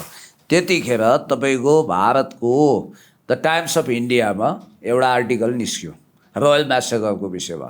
डाक्टर भेषबहादुर थापा, त्यतिखेर भेखबहादुर पनि भन्छन् उहाँलाई, भेषबहादुर हो खासमा, भारतको लागि नेपालको राजदूत हुनुहुन्थ्यो। त्यो बेलामा उहाँलाई कोट गर्दै द टाइम्स अफ इन्डियामा एउटा सम्भवतः त्यहाँको करण थापा कसरी आर्टिकल लेखेको छ, मैले नाम बिर्सेँ अथरको, उहाँले के लेख्नु भएको छ भने त्यति हाई सेक्युरिटी टाइट दक्षिण एसियामा त्यति सेक्युरिटी टाइट त कुनै पनि प्यालेसमा, अन्ततः अब राष्ट्रपति सिस्टम छ होइन, भारतको राष्ट्रपतिलाई पनि त्यति कडा पहरा हुँदैन। जेनरलहरूले पनि सल्युट गर्ने, प्रधान सेनापतिको पनि उहाँ को हो भन्दा परमाधिपति, सब अल इन अल आर्मीको सबभन्दा टप व्यक्ति फिल्ड मार्सलले पनि सल्युट गर्नुपर्ने राजा वीरेन्द्रको वंश विनाश हुँदा जुन ढङ्गले त्यहाँ लासहरूको एउटा विभत्स दृश्यहरू थियो। अब त्यो विभत्स दृश्य रगत पछि कसरी त्यो 81 उनीहरूले पखाले होइन, बिहान जाँदा पुरै, अनि एउटा के सदन भन्ने पनि भत्काइया छ त्यहाँ, त्यो जुन हत्याकाण्ड भएको छ। त्यस कारणले गर्दाखेरि मलाई जहाँसम्म लाग्छ यो देशको कुनै पनि शक्ति केन्द्र वा व्यक्तिले आँटेर हुने त्यो हुँदै होइन। त्यत्रो कडा सुरक्षाको बिचमा, त्यहाँ आर्मीको त्यत्रो पहराको बिचमा, हाई सेक्युरिटीको बिचमा आर्मीको परमाधिपति कसरी मारिनुभयो त? नक्कली 2-4 जना दिपेन्द्रले मात्रै ढाल्न सक्ने अवस्था छ भन्दाखेरि यसमा के बुझ्नुपर्छ भने यो इन्टरनेसनल ग्रान्ड कन्स्पिरेसी र नेपालमा इन्डो वेस्टको योजना अनुसार त्यो घटना घटेको हो भन्न हामीलाई आपत्ति छैन। मलाई चाहिँ कमसेकम यसमा के छ भने तपाईँलाई के लाग्छ जस्तो अब यो घटना भने हामीले तत्कालीन अनुसन्धानको पाटोबाट हेर्दाखेरि दिपेन्द्रको चाहिँ सिङ्गापुरमा चाहिँ त्यो मुकुण्ड बनाइएको थियो क्या। कसले बनाएको? यो त पहिले यो त तपाईँको धन्य चाहिँ 37 सालमा एट्याक भइसकेको थियो। सेटेलाइटबाट चीनले चाहिँ खबर दिएर राजा वीरेन्द्र बाँचेका हुने, हेर्नुहोस् तथ्य कुरो हो। वीरेन्द्र चीनमा गएर आइसकेपछि तपाईँको मदन भण्डारी र वीरेन्द्रको एउटा नेक्सिस हुने भयो। मदन भण्डारी पनि मारिए 50 सालमा, पछि वीरेन्द्रको पनि हत्याकाण्ड भयो। उनीहरूले के भइदियो भन्नुहुन्छ भने यसमा तपाईँको राष्ट्रिय अन्तर्राष्ट्रिय शक्तिहरू हाबी भयो। यहाँ के थियो भन्दा नेपाल त सबभन्दा विश्वको एउटा स्वर्ग पनि हो, हरेक चिज सम्भावना छ, हरेक त्यो सेफ ल्यान्डिङका कुराहरू छन्। यसलाई त ट्रान्जिट पोइन्ट बनाएर विश्वयुद्धकै रूपमा पनि प्रयोग गरेर यहाँका नदी नाला कल कारखाना सबै यावत कुराहरू जबसम्म वीरेन्द्रलाई चाहिँ मारिँदैन, वीरेन्द्रको वंश मारिँदैन, तबसम्म हाम्रो चाहिँ चलखेल चल्दैन भनेर रहेर चाहिँ सिएको इन्डो होइन इन्डो वेस्ट चाहिँ लागेको अवस्थाहरू त सत्य कुरा हो। त्यसले गर्दाखेरि के भन्दा दिपेन्द्रमाथि चाहिँ नि के भन्दा त्यो समयको उच्च आयो राणाबाट आएको के भइदियो भन्दा मुकुण्ड नै दिपेन्द्रको देखाएको हुनाले त्यो घटना गर्दा त त्यहाँ त राणाबाट पनि छैन, केशव उपाध्याय ऊ पनि छैन नि, त्यो घटना पछि नै अनुसन्धान टोली बने हो। त्यसलाई चाहिँ उनले गरेर यो चाहिँ सार्वजनिक गरे। तर के भन्दा दिपेन्द्रले चाहिँ आफ्नो दिव्यानीसँग पनि गाँसे, लफेयरतिर पनि दिव्यानीसँग पनि होइन, मलाई बिहा गर्न नदिएको झोक मलाई। यदि उसलाई राजा नै बन्नु थियो भने त राजाले मार्थ्यो होइन, आफ्नो भाइले मार्थ्यो। त्यत्रो अब त वंशै खतम गर्ने हिसाब किताब त यो स्वदेशी विदेशी ग्रान्ड डिजाइनर तत्कालीन के भन्दा यो चाहिँ सेनापति, हेर्नुहोस् प्रश्न बोल्नुपर्छ। हेर्नुहोस् सेनाले जिम्माले प्रदोष शमशेरले त्यो बेला के भन्यो भन्दा यो सेनाको सेक्युरिटी अन्तर्गतै पर्दैन भन्ने पनि अभिव्यक्ति आएको थियो हेर्नुहोस् है। त्यो जिम्मेवारीको बोध भएन। 16,000 सेना बस्ने, 4,000 सेना कोरमा बस्ने, अब विभिन्न सिभिलदेखि लिएर त्यत्रो चाहिँ दरबार भेट्न जानेकोले छलेर जाँदाखेरि एउटा सभामा चाहिँ के भन्दा त्यो बेला अर्को घटना एउटा भूकम्प रहित चाहिँ भवन बन्दै थियो भक्तपुरमा, त्यहाँ 35-40जना अमेरिकी सेनाहरूले काम गरिरहेको थियो। सत्य कुरा हो। त्यो दिन त्यो भवन उद्घाटन गरेर प्रधान संसद चाहिँ गएको अवस्था राति त घटना घट्यो। त्यो घटना पश्चात ती चाहिँ सिआइएका भनिएका चाहिँ भनौँ युएस आर्मीका होइन सिआइएका ती एजेन्टहरू त्यो दिनदेखि भागेर गए। त्यो त प्रत्यक्षदर्शीको कुरा छ नि त। त्यो हुनाले देशी विदेशी र सिआइए र यहाँका केही नेतृत्वहरू मिलेर डिजाइन अन्तर्गत घटना घटेकै यो सत्य कुरा। यो पनि समाजवादी कुरा आयो। कस्तो समाजवादी? म पुण्यजीलाई भन्छु होइन। पुण्यजी सुन्नु न, ल सिआइएले अथवा अमेरिकी सोल्जर्सहरूले गरे रे, मुकुन्डो लाए रे, के गरे कन्स्पिरेसी थ्योरिजहरू र हाइपोथेसिसहरू हामी जति पनि बनाउन सक्छौँ। मेरो दिमागमा पनि हिजो त्यो प्रतिवेदन पढेपछि अर्को एक किसिमको हाइपोथेसिस आयो होइन। तर मैले त्यसलाई सत्य भनेर मैले लेख्न नै मिल्दैन, बोल्न पनि मिल्दैन। मेरो भनाइ चाहिँ के भने, यदि सिआइएले गरेको हो भने नि अथवा विदेशी शक्तिले गरेको हो भने के फाइदा लियो त? दरबार हत्याकाण्ड भएर सबैभन्दा धेरै फाइदा कसलाई भयो? हो, पोइन्ट टु बी नोटेड। यथार्थ कुरोमा तपाईँ आउनु। पहिलो कुरो के हो भने हरेक हाइपोथेसिसहरू सबै खेर जाँदैन, तथ्यको नजिक हुन्छन्। हुन त तपाईँले कस्तो राम्रो कुरा गर्नुभयो, किनभने हामी कोही पनि चस्पादित गवाह होइनौँ, हामीले देखा पनि छैन, भोग्या पनि होइन। तर त्यो समयमा हामीले निकटवर्ती ढङ्गले तथ्य र सूचनाहरू केलाउने यो पहिलो कुरो। तपाईँलाई म भन्छु, रुसमा निकोलस जारको परिवार हत्या गरे जस्तो मात्रै हो यो। त्यतिखेर त के छ भने रिभोल्युसनरी लेनिनको नेतृत्वमा उनीहरू काटिए, उनीहरूले सम्झौता गरेनन्, उनीहरू सबै गिडिए। तर नेपालमा त्यो अवस्था होइन। कुनै विद्रोहीले दरबार कब्जा गरेर ड्याममै हानेको पनि होइन। अघि हामीले नेपालको लगभग खुर्दबस्की मानिने जसरी पुटिनले तह लगाइदिए खरबपति खुर्दबस्कीलाई, त्यसै गरी यहाँ नयाँ पुटिन चाहिन्छ फेरि नेपालका धन्दा सेट तह लाउन। तपाईँलाई म भन्छु यही दरबारसँग जोडिएकै अर्को कुरो गरौँ न। जस्तो आज पनि विनोद चौधरीले किताब लेखेर त्यो दरबारको सम्पत्तिले, ऐश्वर्या र वीरेन्द्रको सम्पत्तिले म धनी भएको होइन भन्नु परेको छ। राम जाने तथ्यहरू के पनि थियो भने त्यतिखेर हाई प्रोफाइल मान्छेहरूले लेखे भने 1 वर्ष यदि राजा ज्ञानेन्द्रको शासन टिक्थ्यो भने विनोद चौधरीको बास जेलमा हुन सक्थ्यो भनेर पनि त्यस्तो खालको हाइपोथेसिस अथवा भविष्यमा हुनसक्ने यथार्थ देखेका थिए। अब तपाईँ दरबार हत्याकाण्डमा आउनुहोस्, त्यसबाट उनीहरूलाई के बेनिफिट भयो, के लाभ भयो? पहिलो कुरो, त्यति बेलासम्म नेपालमा नागरिकता विधेयक जब सर्वोच्च अदालत पुगेको थियो, सर्वोच्च अदालतले समेत के अरे दरबारले त्यसलाई अदालत पठाइदियो। तत्कालीन सर्वशक्तिमान प्रधानमन्त्री गिरिजाप्रसाद कोइरालाले पास गर्नको लागि दरबारमा पुर्याएको त्यो अध्यादेश, त्यसमा धन्यवाद छ त्यतिखेरको नेकपा एमालेको नेतृत्व, राष्ट्रवादी नेतृत्वले पनि। खुद अहिलेको अध्यक्ष कमरेड केपी शर्मा ओलीज्यूले माधव नेपालसँग झगडा गरेर यो गर्नु हुँदैन, त्यतिखेर उहाँले फेरि केपी शर्मा ओलीज्यूलाई दरबारको निकट भनेर पनि उहाँ त प्रो इन्डियन हुनुहुँदो रहेछ माधव कुमार नेपाल, त्यतिखेर झन्डै पार्टीबाटै निकाल्नु भएन। त्यस्ता घटना पनि घटेका छन्। र वीरेन्द्रले जब नेपालको फिजीकरण र सिक्किमीकरण स्वीकार्नु भएन। अनि अर्को कुरो, प्रचण्डसँग उहाँले कसरी सम्झौता गर्दै हुनुहुन्थ्यो भने राष्ट्रिय समस्याको समाधान देशभित्रै निकाल्ने। र उहाँ चाइनाबाट फर्किसकेपछि त्यतिखेर धेरै आलेखहरू लेखिए काङ्ग्रेस निकटको, खास गरी यो देशान्तर र माथवर सिंह बस्नेतको होइन। अलिकति इन्ट्रेस्टिङ कुरो, त्यतिखेर नेपाललाई चाइनाको सुरुङभित्र, रसियाको सुरुङभित्र मदन भण्डारी र वीरेन्द्रले छिराउने भए भने लगत्तै मदन भण्डारीको हत्या भयो। उहाँ चीनबाट फर्किसकेपछि र त्यसको केही समय 5-6 वर्षपछि वीरेन्द्रको वंशनाश भयो र त्यसपछि उनीहरूलाई फाइदा। उनीहरूले चाहेको जे कुरा थियो त्यो पास हो। उनीहरू पहिलो कुरा नेपाललाई धर्मनिरपेक्ष बनाउन चाहन्थे, त्यो उनीहरूले त्यो उपलब्धि हासिल गरे, त्यो उनीहरूको ग्रान्ड सक्सेस हो। एउटा कुरो वीरेन्द्र भइदिएको भए वा तत्कालीन माओवादीसँग वार्ता मिलाएर, त्यतिखेरको माओवादी त बिग्रिसकेका माओवादी थिएन, हिंसाबाट ब्याक हुँदाखेरि उसको छवि राष्ट्रवादी नै थियो, भारतले बिटोलिआएको थिएन, सेल्टरबाट पनि उनीहरू भाग्न थालिसकेका थिए। एउटा कुरो हो। दोस्रो कुरो, इन्डियालाई के फाइदा हो भने उसले नेपालमा चाहेको माइक्रो एन्ड म्याक्रो म्यानेजमेन्ट उसका दलालहरू मार्फत यो देशको किस्तामा फिजीकरण सिक्किमीकरण गर्न नागरिकता विधेयक जस्ता घातक विधेयकहरू पास गर्न सक्यो। अर्को उनीहरूलाई फाइदा के छ भने होइन, महाकाली सन्धि त्यही बेलामै पास गरे हो, टनकपुर सन्धि त्यही बेलामै पास गरे हो, गिरिजाबाबु हुँदा नै चाहिँ नागरिकता विधेयक लिएर गएको हो। पछि तपाईँको उसमा नागरिकता बाँडिएको पनि हो, 30,000 नागरिकता अवैध भनेर तपाईँको सर्वोच्चले निर्णय गरेको पनि हो होइन।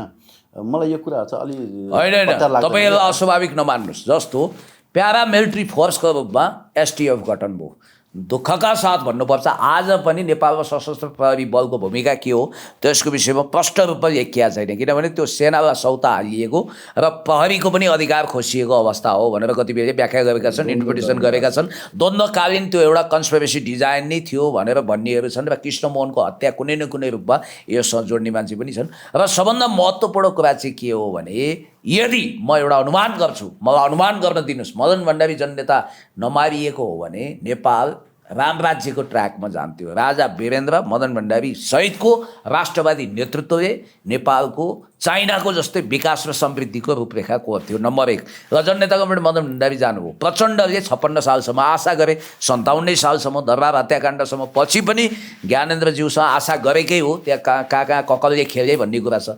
म अनुमान गर्छु वामदेव गौतमको पनि त्यतिखेर प्रखर राष्ट्रवादी देशभक्त भूमिका थियो। उनलाई अन्तरिम प्रधानमन्त्री बनाएर एमालेसँग एक खालको प्याचअप गरेर यदि तात्कालीन नेतृत्व दरबारको राजा वीरेन्द्रज्यू सहित त्यो टोली अगाडि बढेको थियो भने म अनुमान गर्छु प्रचण्ड देशभक्त प्रधानमन्त्रीकै रूपमा आउँथे। उनी पछि आउँदा अनुमोदित हुँदा पनि र नेपालमा एक खालको अथोरिटेरियन रेजिम ती हुन्थ्यो र लोकतन्त्र रहँदैन थियो। मल्टिपार्टी डेमोक्रेटिक सिस्टम अहिलेको यो भद्दा तन्त्र छ नि यस्तो रहँदैन थियो। नेपालमा समृद्धि र विकासको नयाँ खालको प्रयोग हुन्थ्यो र एक ढङ्गले कोरियन मोडलमा वा चाइनिज मोडलमा नेपालको विकास हुन्थ्यो। कोरियन भन्नाले मैले Democratic People's Republic of Korea DPRK कोरियाको मात्रै कुरा गरेको छैन, दक्षिण कोरियामा पार्क हि चुङले गरे जस्तै विकास हुन सक्थ्यो, लेकवान युले गरे जस्तै हुन्थ्यो। तर त्यो ट्र्याक त बिग्रियो नि। आज नेपाल असरल छ, कसले कसलाई मान्ने, कुनै एउटा प्राधिकारयुक्त नैतिक व्यक्तित्व छैन, नेतृत्वको खडेरी छ, देशको राष्ट्रिय सार्वभौमसत्ता कमजोर रहेको छ, national sovereignty territorial integrity independency दाउमा परेको अवस्था छ। त्यसैले आज आँसु आउँछ यो देशको अवस्था सम्झिँदा। झिल्केहरू पश्चिमाले छोडेका झिल्केहरू हामी भए भन्दा तपाईँलाई भनिहालेँ मैले, जस्तै दरबार हत्याकाण्ड किन भयो भन्ने सम्बन्धलाई विशेष कुरा नखेलाइकन भन्दाखेरि वीरेन्द्र राजा हौन्जेलसम्म विदेशीको चाहिँ चलखेल अथवा भनौँ यो देशलाई गिराउने भत्काउने आर्थिक अनियमितता भ्रष्टाचार दुनियाँ गर्न सक्ने चाहिँ अवस्था थिएन।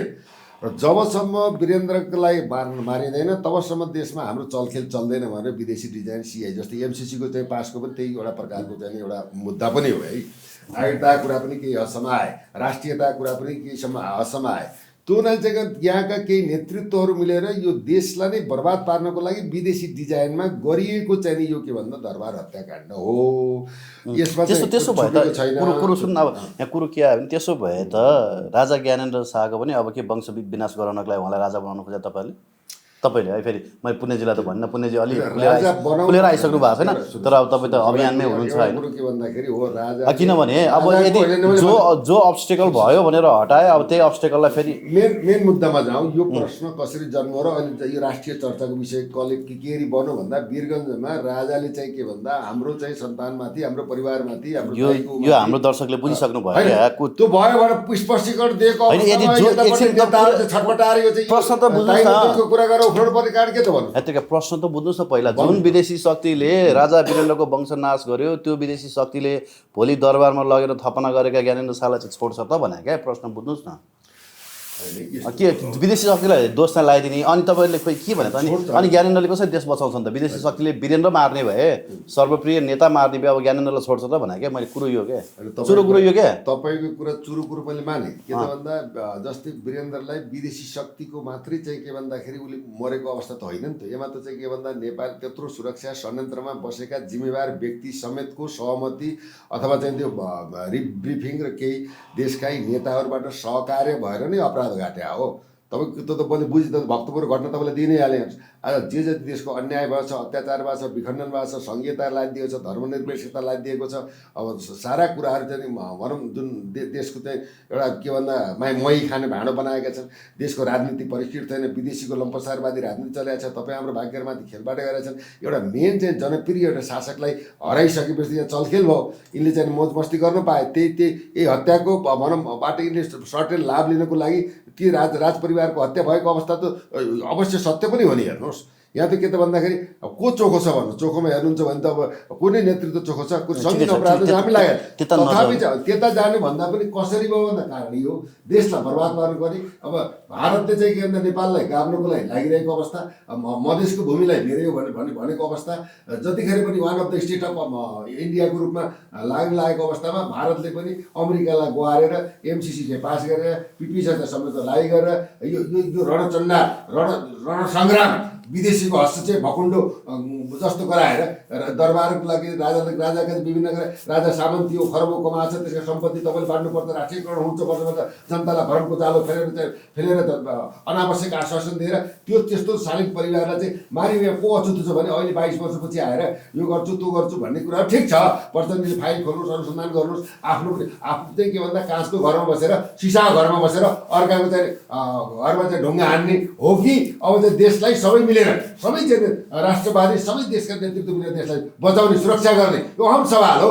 कहिले चाहिँ भन्नुहोस् भुटानी सडाती बनाएको छ, कहिले सुनकाण्ड बनाएको छ, कहिले नुनकाण्ड बनाएको छ, कहिले तपसी काण्ड बनाएको छ, कहिले एनसेल काण्ड बनाएको छ, कहिले रविको चाहिँ सहकारी काण्ड बनाएको छ, कहिले दरबार काण्ड बनाएको छ। यो काण्डै काण्ड गरेर कहिले यो ताण्डवलाई कहिले व्यवस्थापन गर्दैछ भने एउटा कुरा तपाईँले राखिदियो, राजालाई मारेर मोज बस्ती गर्नको लागि, विदेशीको शरणार्थी बन्नको लागि, विदेशीको चाहिँ अघोषित राष्ट्र प्रान्त बनाउनको लागि राजालाई मारिएको तथ्यगत इतिहास हो। स्वदेशी विदेशी शक्तिहरू अपराधीहरू मिलेर भएको कुराहरू त उनीहरूले के भन्दा प्रमाण बिना बोल्नु मिल्दैन, प्रमाणसँग कारवाही गरेर होइन भने यता मनोगान्ती कुराहरू निकालेर जनतालाई भ्रम पारेर काण्ड थुपाएर जनतालाई भ्रमित गर्ने काम नगर्नुहोस्।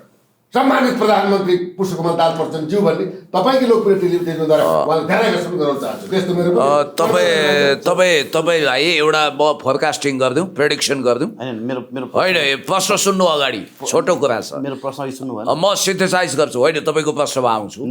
नेपालमा होइन उत्तर दिन्छु, एकचोटि उत्तर दिनुहोस् न त। मैले भनेको ल जस्तो के प्रश्न राख्नु? मैले भनेको जसले तपाईँहरूले भने जस्तो इन्डो वेस्टको नेक्ससमा दरबार हत्याकाण्ड गराइयो भने राजा ज्ञानेन्द्रको ज्यान असुरक्षित भएन त? अब जनताले अब सिंहासनमा राख्ने कुरा गरिसके, हेर्नुहोस् ऊ दुर्गा प्रसाद उचालिसकेका छन् होइन। अब जसरी होस् अब राजा आऊ देश बचाऊ भन्न थालिसके, जनता धुरु हुन थालिसके। अब जुन शक्तिले तपाईँको एउटा सक्रिय एउटा भनौँ न राज दरबारभित्र सेक्युरिटी घेराभित्र रहेको वंश के भन्छ राजाको वंशनाश गर्छ भने ज्ञानेन्द्रलाई छोड्ला त भने क्या। जो कोही हर कोही देशभक्त पेट्रियोटिक देशलाई माया गर्ने, देशमा विदेशी हस्तक्षेप समाप्त हुनुपर्छ, माइक्रो एन्ड म्याक्रो म्यानेजमेन्ट हुनु हुँदैन भनेर जो लागेका छन् नि तिनीहरू हरेकको जीवन सुरक्षित छ। उनीहरूले सत्ताबाट वा आफ्नो जीवनबाटै राजीनामा दिनुपर्ने अवस्था आउँछ। वीरेन्द्रले दिनुभयो, जननेता गभर्मेन्ट मदन भण्डारी जानुभयो र राजा ज्ञानेन्द्रज्यूलाई पनि कुनै न कुनै हिसाबले यदि उहाँले राजदरबारमा फर्कने चेष्टा गर्नु भने उहाँमाथि पनि त्यस खालको एउटा घातक प्रपञ्च हुनसक्छ। म तपाईँलाई एउटा कुरा भनिदिउँ, हुनसक्छ नि त। होइन त्यो हुनसक्छ नहुनसक्छ, त्यो हाइपोथेटिकल कुरा हो। तपाईँले राजा नै अब्स्टेकल थिए कतिपय कुराहरूको लागि भने पछाडि त अब फेरि अर्को अब्स्टेकल आयो। होइन एउटा हाइपोथेटिकल कुरा गरौँ न, मानौँ जनताले चाहना गरे भने नहुने कुरा केही पनि छैन। प्रश्न कुरा गर्नुपर्छ। Everything is possible in love and war as well politics, सेक्सपियरको भाषा सापटिएर भन्छु। त तपाईँलाई एउटा कुरा म गर्छु, राजा ज्ञानेन्द्र तात्कालीन समयमा अपदस्थ हुनुको एउटा मेजर कारण मध्ये त नेपालको फरेन पोलिसी, इन्टरनेसनल सम्बन्ध र नेपालको सुरक्षा सम्बन्धलाई साउथ पोलमा नबुझाएर हो नि, इन्डो वेस्टसँग सम्झौता नगरेर रहेछ नि त। अनि अर्को एउटा इन्ट्रेस्टिङ कुरा म तपाईँलाई गर्छु, जब गणतन्त्र घोषणा हुँदै थियो BICCबाट त्यतिखेर राजा ज्ञानेन्द्रका केही जेनरलहरू जानुभयो, आज नाम नभनौँ, एकदम कलिएका सेनाका मानिसहरू गएर महाराज धिराज सरकार आदेश दिइबक्सन्छ भने हामी एक्सनमा उत्रिन्छौँ भन्दा तिमीहरू अहिले चुप लाग, किनभने मैले जनताको नासो जनतालाई फिर्ता गरेँ भनाइको मतलब के हो भने एक थोपो पनि थप ब्लडसेड नहोस् भनेर उहाँ होसियार हुनुहुँदो रहेछ नि। देश र जनतालाई उहाँले माया गरे रहेछ नि, तथ्य त तथ्य हो। त्यस कारणले गर्दाखेरि त्यतिखेर पनि तोप र ट्याङ्कहरू खुब पड्किन सक्थे, धेरै मान्छे बलिदान हुन सक्थ्यो। त्यो तोपको रेन्जमा मै हुन सक्थेँ, किनभने त्यो आन्दोलनमा म पनि थिएँ। अहिले पनि मैले भिडियो पनि राखेको छु, यो तपाईँको mysansaar.com मा हाम्रै भिडियो छ त्यतिखेर जनआन्दोलनमा गएको। तर आज म एउटा निष्कर्षमा छु, we are all depressed people. सबभन्दा पहिला हामी कुनै वादी होइनौँ, देशभक्त नेपाली नागरिक हौँ, नेपालवादी हौँ। र मलाई जहाँसम्म लाग्छ अहिले जस्तो एउटा कन्फ्रन्टेसनको लाइनमा दरबारियाहरूले राजा ज्ञानेन्द्रलाई लान खोजेको जस्तो देखियो र दलभित्र पनि विभिन्न मान्छेले खेलेका छन्। तपाईँलाई एउटा भविष्यवाणी गर्छु, केही कथम नेपालमा पुनः परिस्थिति उल्टिएर राजा ज्ञानेन्द्रज्यूको सिरपेच टाउकोमा लाग्यो भने सबभन्दा पहिला विज्ञप्ति दिएर स्वागत गर्ने नयाँ तुलसीगिरी हुनेछन् को? प्रचण्ड र गगन थापाले पनि घोडा टेक्न बेर छैन। त्यस कारणले गर्दाखेरि म तपाईँलाई भन्न चाहन्छु, आज दरबारियाहरू जस्तो दरबारभन्दा चर्को दरबारिया, राजाभन्दा चर्का राजालाई दिए, फेरि दल र दरबारको बिचमा फाटो ल्याएर अनि उही यो सानो कोटरी खडा गरेको राप्रपा फाप्रपाको बलमा फेरि राजतन्त्र स्थापित गर्छु भन्ने दिवा स्वप्न देखे। हुनेवाला चाहिँ स्थिति के हो भने यदि नेपाल बचाउने मिसनमा जाँदाखेरि वास्तवमै भन्ने हो भने यो देश बचाउन एउटा संस्थाको जरुरी छ अथवा त्यो हेड अफ द स्टेट राष्ट्राध्यक्षको रूपमा आउन सक्छ भन्ने कुरोमा राष्ट्रिय सहमति भएर त्यसलाई विदेशीले भाँडेनन् भने त्यो अवस्थामा नेपाल त्यो कोर्समा जान सक्नेमा होइन, कन्फ्रन्टेसनको लाइनमा जानुपर्छ, द्वन्द्वको लाइनमा जानुपर्छ, भिड्नुपर्छ, दलहरूलाई फेरि पेलपाल झेलझाल ठेलठाल गर्नुपर्छ भनेर घाँसे मासे एकै नासे सबैलाई एउटै हाँडीमा राखेर भुट्ने, सबैलाई एउटै ढिकीमा राखेर कुट्ने यो खालको दुर्घटनामा देश जानु हुँदैन। दलले पनि मूर्खता गर्नु हुँदैन र राजाको तर्फबाट पनि विवेक पुर्याइन्छ भन्ने कुरोमा म ढुक्क छु। र कमसेकम मलाई अहिले लागेको कुरा के हो भने जनताले जे आँटेका छन् त्यो काम पुरा हुन्छ, तर जनताको दिमाग भुट्न विदेशी शक्ति केन्द्रले अहिले केही शक्ति झिल्केहरूलाई अगाडि सारिसकेका छन्। यो अवस्थामा फेरि यो राप्रपा भन्ने पञ्चमण्डलको पुरानो बासी क्लबबाट राजतन्त्र पुनर्स्थापित हुन्छ भन्नु र खिर्राको बोटमा जाइफल फल्नु एकै हो। त्यसकारण यो शक्ति छ, भरोसा गरेर दरबार अगाडि नबढोस्। वास्तविक के छ भने मैले दुईटा कुरा भने, अब चाहिँ राजाको चाहिँ वंशनाशको हिसाब किताबमा राजालाई यत्रो दर्दनाक हत्या गर्नु पछाडि के छ भन्दाखेरि राजाले भुटानी राजा भनेर स्वीकार गरेनन्। देशको सैन्य शक्ति, कूटनीतिक शक्ति र परराष्ट्र नीति पनि बुझाउन चाहेनन्। देशको राष्ट्रियता, धर्म र देशले बनाएको राजा भएर बाँच्न चाहे। त्यसको पराकाष्ठमा यो हत्या भयो यो सठिक शब्दमा भन्दाखेरि। अर्को कुरो के छ भन्नुहुन्छ भने तपाईँको अब मूलत अहिले चाहिँ राजालाई ल्याउने भन्नाले कस्तो भन्दाखेरि तपाईँको चाहिँ पार्टीलाई चाहिँ प्रतिबन्धित गरेर होइन जनताको मानव अधिकार, हक, स्वतन्त्रता अनि यावत कुराहरूलाई चाहिँ गरेर चाहिँ निरङ्कुशताको पराकाष्ठा चाहिँ सहने अवस्था हुँदैन। तथापि चाहिँ के छ भन्दाखेरि सबै पार्टीलाई चाहिँ एउटा गोलमेज सम्मेलन गरेर अहिले चाहिँ के भन्दा चाहिँ फागुन 1 गते जनप्रदर्शन हुन्छ हेर्नु, त्यो प्रदर्शनले केही न केही धक्का दिन्छ हेर्नुहोस्। यो के होला भन्ने कुरा भने भिडको कुनै जात हुँदैन, धर्म हुँदैन, ठाउँ हुँदैन, भिड जता पनि चाहिँ बहकिन सक्छ। त्यसले गर्दा जब आउने चाहिँ सम्भावना छ जनताको धर्म, संस्कृति, परम्परा, इतिहास र जनताले मानेका कुराहरूलाई सम्बोधन गर्ने हो भने सम्मानित प्रधानमन्त्रीले संविधान संशोधन गरेर अहिलेको जनताको माग होइन आर्थिक चाहिँ यो अनियमितता, भ्रष्टाचारका कुराहरूलाई लिएर अहिले चाहिँ राजकुललाई सम्मान गर्ने परिस्थितिमा जनताको आवाजलाई एउटा के भन्दा निश्चय रक्त रञ्जित इतिहास होइन चाहिँ रक्तविहीन परिस्थितिले चाहिँ व्यवस्थापन सम्पादन गर्ने जिम्मेवारी चाहिँ के छ भन्दाखेरि अहिले चाहिँ पुष्पकमल दाहाल प्रचण्डजीमा आएको छ। यसको विकल्प भनेको एउटा संविधान संशोधनबाट सेफ ल्यान्डिङ गरेर जाने, सबैले मिलाएर जाने, सबै पार्टीलाई मिलाएर जाने, सबै राष्ट्रभ्रष्ट देशभक्त सबैलाई एक त्यसमा मिलाएर जाने होइन। यो गर्दैनौँ भने त्यो एउटा आन्दोलन निकास दिन्छ। त्यो आन्दोलनबाट त उहाँहरू रितिनुहुन्छ कि उहाँले कर्म त राम्रो गर्नुभएको थियो, सत्य बोल्नुपर्छ। अब सत्य नि कि नाच्छ नि भन्ने कुराहरूमा अहिलेका पार्टीको उच्च नेतृत्वहरू के काङ्ग्रेस त मौन भएर बसेको छ। शेखर कोइरालाले देखेर अब उसले शेरबहादुर देउपाले भनिसक्यो हामी चाहिँ यो चाहिँ धर्म सम्बन्धी बहस गर्न सकिन्छ भनेर अघोषित रूपमा स्वीकार गर्ने कुरा आइसक्यो। तर कसैलाई पन्छाउने, बहिर्गमन गर्ने, कसैलाई लत्ताउने भन्दा पनि अब राष्ट्र बचाऊ, सबभन्दा पहिला पार्टीभन्दा माथि उठेर राष्ट्र बचाउनुको लागि चाहिँ के भन्छ सबै एकीकृत भएर विगतका तिता मिठा, तिता पिरा चाहिँ अब भनौँ घोच पेच, गाली गलौज या सबै कुराहरूलाई त्यागेर यस्ता काण्डहरूलाई त ताण्डव नबनाएर जनतालाई चाहिँ भ्रमित नपारेर राष्ट्र रहे हामी रहन्छौँ, राष्ट्र रहेन भने कहाँ रहला भन्ने हिसाबमा देशलाई बचाउनुको लागि अहिलेको पार्टीको उच्च नेतृत्वहरू र राजाको शक्ति र चाहिँ राष्ट्रिय व्यक्तित्वहरू अब पुण्य गौतमजी जस्ता चाहिँ प्रखर चाहिँ विद्वानहरू होइन, हाम्रो सेडाई जस्ता, तपाईँ जस्ता मान्छेहरू चाहिँ के भन्छ सकारात्मक सोचलाई अगाडि बढेर पोजिटिभ एटिट्युडलाई संस्थागत गरेर पहिला देश बचाउनु नै पहिलो हाम्रो परम धर्म र राष्ट्रिय धर्म हुनेछ। त्यसैले यो मामलामा सम्पूर्ण जनताले के गर्छ मेरो देश हो, यो देशमा मेरो हक लाग्छ, कसैको पैतृक सम्पत्ति होइन, कसैले दिएको दाइजो होइन, कसैले दिएको पेवा होइन, कुनै विदेशले दिएको उपहार होइन। त्यसैले सर्वप्रथम देश हो, देश भनेको राष्ट्रदेव हो। राष्ट्रदेवलाई बचाउनको लागि स्वदेशमा विदेशमा रहेका विज्ञ योग्य श्रमिक किसान मजदुर जे तबकाको व्यक्तित्व नेतृत्व जोगी भोगी जो हुनुहुन्छ सबैले चाहिँ के भन्दा एकपटक आफ्नो शहादत प्राप्त गरे पनि नेपाल आमालाई बचाउनको लागि अब चाहिँ जिम्मेवार नागरिक भएर चाहिँ आउनु, सडकमा आउनु अत्यन्त आवश्यक छ। सडकमा आउने कि नआउने कि व्यवस्थापन गर्ने भनेको जसले देशको साँचो र चाबी लिएको छ पुष्पकमल दाहाल प्रचण्डीको विवेक र अहिलेको उच्च केपी शर्मा ओली शेरबहादुर देउपा जस्ता नेतृत्वमा भर पर्ने कुरा यथार्थ हो। तपाईँ अब के भन्दा जनताबाट सम्मानित भएर विदा हुने हो या जनताबाट नाङ्गिने हो? तपाईँले सोध्नुहोस्, किन भन्दा अब त हेर्नुहोस् केही न केही त हुन्छ। श्रीलङ्काको दोधारमा गएर तपाईँहरू बस्ने पेटमा चाहिँ लड्न नपरोस्, तपाईँको स्विमिङ पुलमा गएर चाहिँ नुहाउनु नपरोस्, होइन त्यहाँ गएर गाडी फोड्न नपरोस्, यो अवस्था ल्याउने को भन्दा तपाईँहरू हो। यो अवस्था ल्याउने को भन्दा तपाईँहरू नै हो। तपाईँले गरेको कर्मको फल भोग्नै पर्छ। कर्मको फल भोग्ने कि जनताले दिएको जनादेशलाई आत्मसात गरेर राजनैतिक चाहिँ धरातेली राजनीतिलाई बुझेर चाहिँ अगाडि बढेर व्यवस्थापन गर्ने, दिगो शान्ति र समृद्धि देशलाई अगाडि बढाउने, यो चाहिँ अहम प्रश्न तपाईँले हामीले यही तपाईँको लोकप्रिय मिडियाबाट देशको प्रधानमन्त्री पुष्पकमल दाहाल प्रचण्ड, पूर्व प्रधानमन्त्री केपी शर्मा ओली, पूर्व प्रधानमन्त्री शेरबहादुर देउपालाई विशेष चाहिँ के भन्छ सुझाव ध्यानाकर्षण र खबरदारी पनि गर्न चाहन्छु। पुग्यो। ल पुनः सर अन्तिममा केही छ त? नभए मैले थ्याङ्क यू। अन्तिममा तपाईँले धन्यवाद भन्नु अगाडि म एउटा सानो प्रसङ्ग सम्झिन्छु।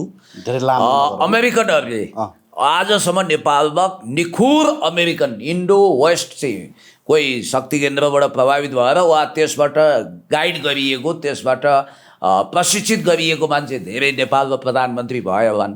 तर निखुर अमेरिकी पावर सेन्टरबाट दीक्षित भएको कुनै पात्रलाई पञ्चायतकालमा त कल्पनै गर्न सकिँदैनथ्यो। अहिलेसम्म प्रधानमन्त्रीको रूपमा देशले देख्न पाएको छैन। त्यही भएर गगन थापादेखि रवि लामिछानेजीको छटपट्टि बढेको छ भनेर पनि भन्न थालेका छन् मान्छेहरू। नयाँ भ्लादिमिर जेलेन्स्कीलाई स्पेस कति होला भन्ने कुरा पनि छ। एउटा इन्ट्रेस्टिङ कुरा तपाईँलाई गरौँ, मरिचमान सिंहज्यूले खुद बगा भनेको स्वर्गवासी हुनुभयो। उहाँको त्यो सन्तोष पन्तको घर छेउमा पहिला घर थियो नि सन्तोष पन्तको माथि वसुन्धरा, त्यहाँ कुखुरा पालन गरेर बस्नु हुँदो रहेछ। म गएँ, उहाँ मर्नुभन्दा 2 वर्ष अगाडिको कुरा हो। बेचारा स्वास्थ्य पनि खस्किएको, चेन स्मोकर, कफी सफी खुवाउनु भयो। गौतमजी तपाईँलाई कस्तो लाग्यो भन्नुभयो। मलाई चाहिँ एउटा सच्चा सर्वहारावादी जस्तो पेट्रियोटिक जस्तो लाग्यो। हुन त नेपालमा अब उहाँले तपाईँको नेसनलिस्ट पार्टी पनि खोल्नुभयो, सेभ द नेसन भन्ने, त्यसले ड्याङ खायो, फ्लप भयो, त्यो उठ्नै सकेन। अनि उहाँ निराश भएर बस्नु भएको रहेछ। उहाँले कसरी प्रधानमन्त्री हुनुभयो भन्ने विषयमा, विदेशीले कसरी माइक्रो एन्ड म्याक्रो म्यानेजमेन्ट गर्छन् भन्ने विषयमा म तपाईँलाई भन्छु। हुन त आज चर्का राष्ट्रवादी कुरा गर्नुहुन्छ डाक्टर प्रकाश चन्द्र लोहनी। जब स्ट्रक्चरल एडजस्टमेन्ट प्रोग्राम वर्ल्ड ब्याङ्कको त्यो प्रोग्राम लोहनीले ल्याउनुभयो, उहाँ पक्का उहाँ अब फुलब्राइट स्कलरसिप पनि हो। अमेरिकन छाप राजनीतिज्ञको रूपमा उहाँको इमेज बनेको थियो र अमेरिकनहरूले at any cost at any rate सिनियरिटीको हिसाबले पनि अब कि उहाँ हुनुपर्ने कि नवराज सुवेदी हुनुपर्ने।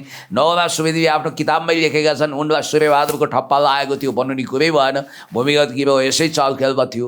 अब लोहनी र मरिचमान को ल्याउने भन्दा वीरेन्द्रले सुरुमा दबावमा परेर लोहनीलाई ल्याउन लाग्दाखेरि त्यो कुरो दरबारको एउटा राष्ट्रवादी विङ्सले अस्वीकार गरेर खुद वीरेन्द्रलाई पनि यो कुरा ठिक लाग्यो र मरिचमानलाई प्रधानमन्त्री बनाउने तारतम्य मिलाउन थालेको कुरो अमेरिकनले सुइको पाएपछि अमेरिकन एम्बेसडरले त्यतिखेर बिन्ती पत्र नहालिकन भेट्न पाइँदैन थियो, को थियो को नि होइन। त्यो एम्बेसडरले गएर बिन्ती पत्र हालेर भोलिपल्ट दर्शन भेट पायो र उसले के भन्यो रे भने नेपालमा एउटा शिक्षित विद्वान प्रधानमन्त्री हुने चर्चा सुनेका थियौँ, एकजना मामुली मास्टर प्रधानमन्त्री हुँदैछन् रे भन्ने महाराज देवाज सरकार हामीले कताबाट सूचना पायौँ। के यो साँचो हो भन्दा उहाँले एउटा शब्द भन्नुभएको थियो रे, याद गर्नु होला। त्यो चाहिँ तपाईँको एरिया अफ डार्कनेस लेख्ने विश्वप्रसिद्ध साहित्यकार तपाईँलाई पनि थाहा छ बीएस नेपाल, उहाँले एउटा शब्द भन्नुभएको छ कि डोन्ट जज बुक बाई इट्स कभर, अर्थात् कुनै पनि किताबलाई त्यसको कभरको आधारमा जज नगर्नुहोस्। उहाँले भन्न खोजेको के भने डाक्टर लोहनीभन्दा धेरै राष्ट्रवादी मरिचमान छन् भन्न खोजेको थियो होला। हो पछि दरबारको यो प्रेडिक्सन ठिक भयो, उहाँले राष्ट्रवादी अडान लिनुभयो। नेपालको इतिहासमा जननेता कमरेड मदन भण्डारी मरिचमानको राष्ट्रवादी अडानलाई म अहिले पनि मुक्त कण्ठले तारिफ गर्न चाहन्छु, सिद्धान्त फरक भए पनि। र श्री मोहन विक्रम सिंहले कम्युनिस्ट पार्टीको सदस्यता दिएर प्रशिक्षित गरेको ती मरिचमान सिंह सैद्धान्तिक रूपमा अथोरिटेरियम रेजिमको पक्षमा भए पनि राष्ट्रियताको धरोहर हुनुहुन्थ्यो। त्यस कारणले गर्दाखेरि म आज पनि के भन्छु भने कम्युनिस्ट र दरबारको बिचको जुन महेन्द्रको पालादेखिको एक खालको नेक्सिस अघोषित सम्झौता छ त्यो कुरोको निरन्तरतामा अगाडि बढ्दाखेरि राष्ट्रघाती ल्यान्डुपहरू छटपटाएको स्थिति हुन्छ र फेरि पनि नयाँ राष्ट्रिय सहमतिसहित कुनै पनि शक्तिलाई एभोइड नगरिकन भू राजनीतिले सिद्धान्त जन्माओस्, सिद्धान्तले भू राजनीति होइन। रबर्ट डी कप्लानको सिद्धान्त अनुसार हामीले अगाडि बढ्नुपर्छ भन्ने मलाई लाग्छ र देशको आवश्यकताले तय गर्ने परिस्थितिमा जसले एडप्ट गर्छ त्यो मात्रै सच्चा पोलिटिसियन हुन्छ। ल थ्याङ्क यू। धन्यवाद।